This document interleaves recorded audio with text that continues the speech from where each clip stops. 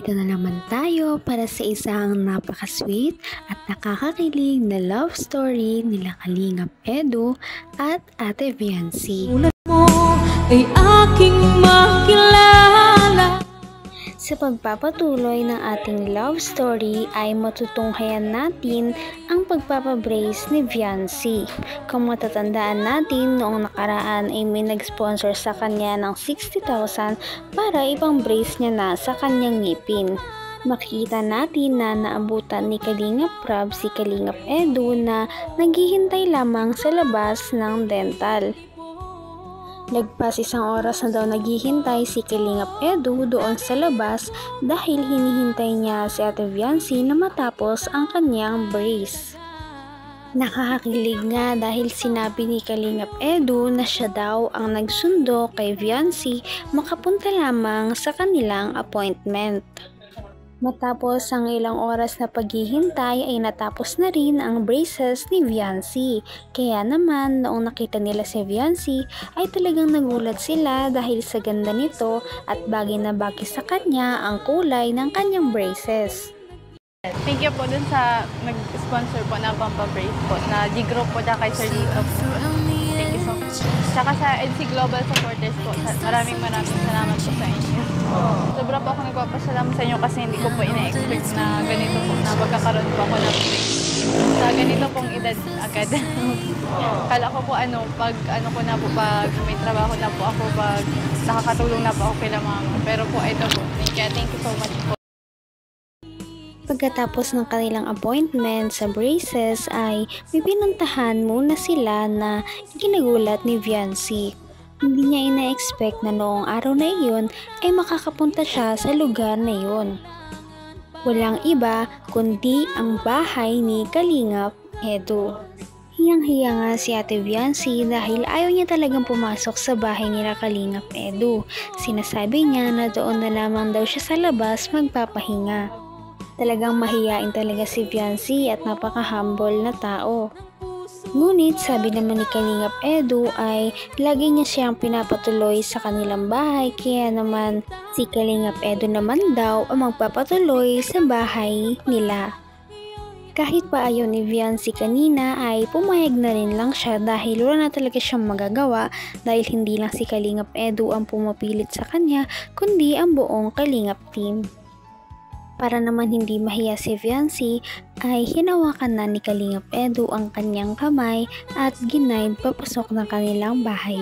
Kaya naman kinilig ang mga manonood sa ginawa ni Kalingap Edu kay Viancy. Ikaw mahiya. May aso dito May aso dito, malaki. Mag-iingat ka. Sige, shoot. Pasok na. Hello, Viancy. Nakita mo na siya, no? Oo, dati ko nang kilala. Napunta na dito. Napunta ko na yung kita. Yan po. Welcome po kayo. Hello. Lahat Ella Vlogs po. Huwag kayo magulo. Ang asong to. Bilis po. Ayan. Oo, syempre, magkapatid.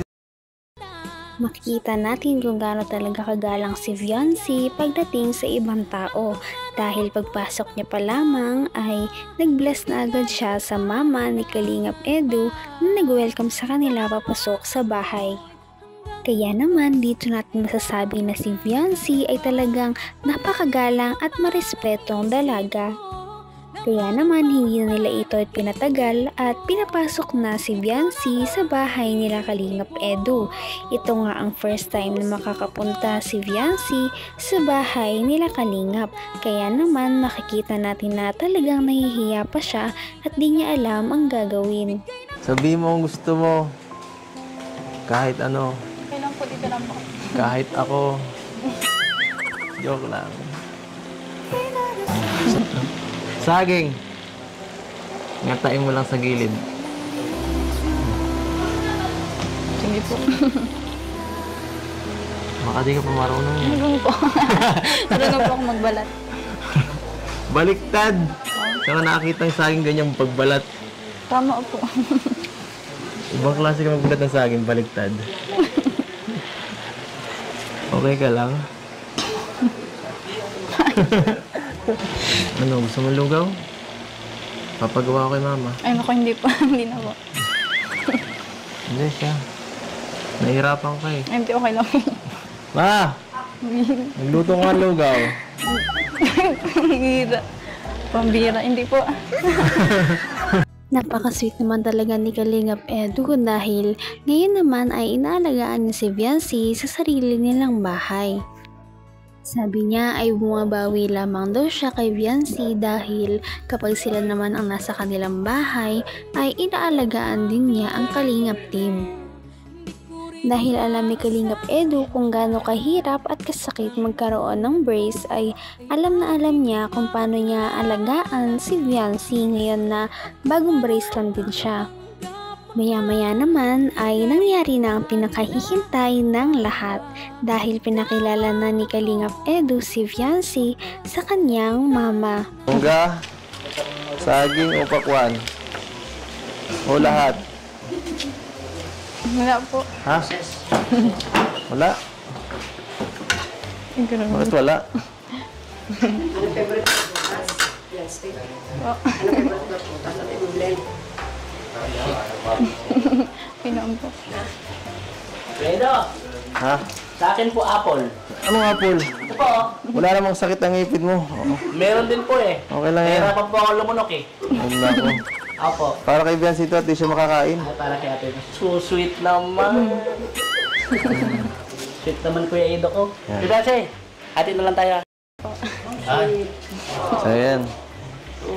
ikaw ang pag-ibig na binigay. Sige, para sa'yo lang yan. Saan tayo ito? Ha?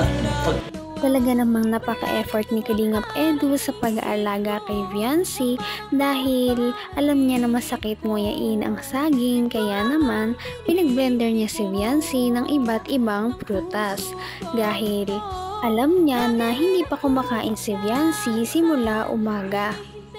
Makikita rin natin kung gaano ka-approve ang nanay ni Kalingap Edu kay Viancy dahil sino ba namang hindi a-approve sa kanya kung ganyan siya kabait, kahumble at kasipag dahil alam din nila na nanonood ng vlog ang nanay ni Kalingap Edu sa kanilang serye. Kaya naman kilala ng mama ni Kalingap Edu si Viancy at ang kanyang mga ugali. Talaga namang kahit nandyan ang mama ni Kalingap Edu ay hindi talaga siya nahihiya na ipakita kay Viancy kung gaano ka-special ang dalaga para sa kanya.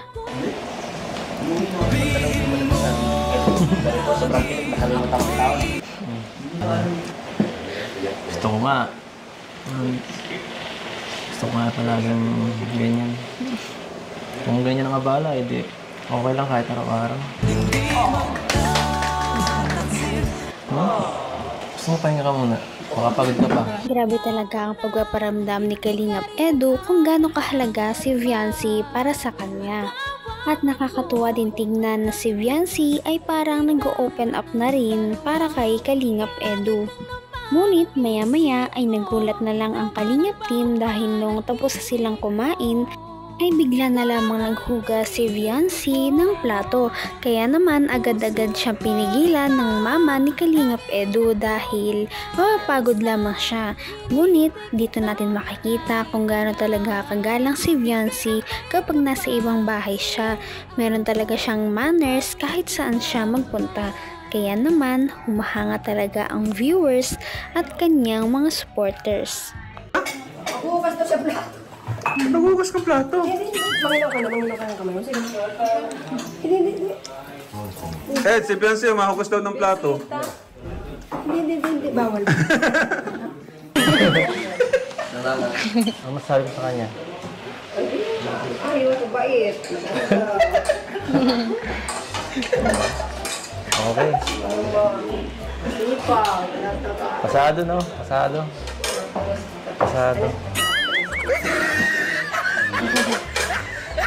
Okay. Mukhang pasado eh. Naitulungan ko po muna kayo. Mamaya na po kayo. Tutulungan ko po. Ay, hindi. Hindi na bahala dyan. Hindi ka na mag-ano. Hindi. May ba't hindi mo naman.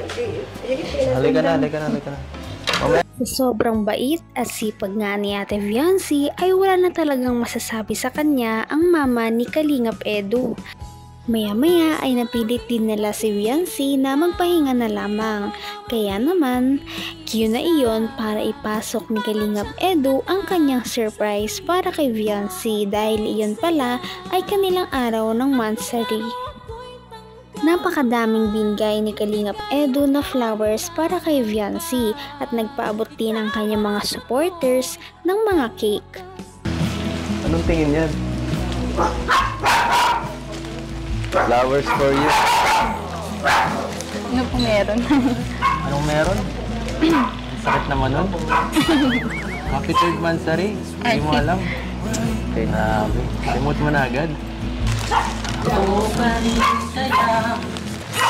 Hindi pa mabuhay, di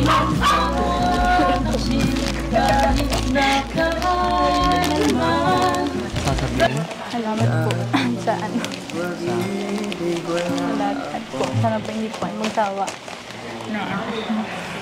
Magsawa saan? Paano kung magsasawa? Hindi mangyayari. Grabe talaga ang kilig na dala ng Viancy at Edu na tambalan. Kaya naman marami talaga ang sumusuport sa kanila at hindi nagsasawa na magpadala ng kung ano-anong mga regalo.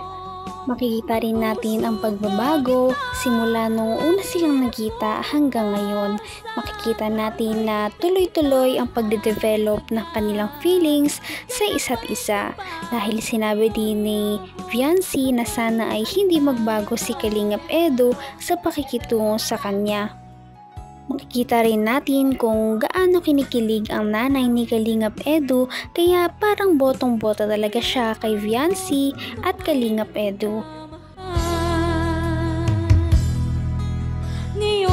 Kaya naman sana ipatuloy natin silang suportahan at mahalin si Viancy, si Kalingap Edu at ang Kalingap team. Yan lamang at maraming salamat sa panonood. Abangan natin kung magkakatuluyan ba talaga si Kalingap Edu at Viancy. Hanggang sa muli. Bye!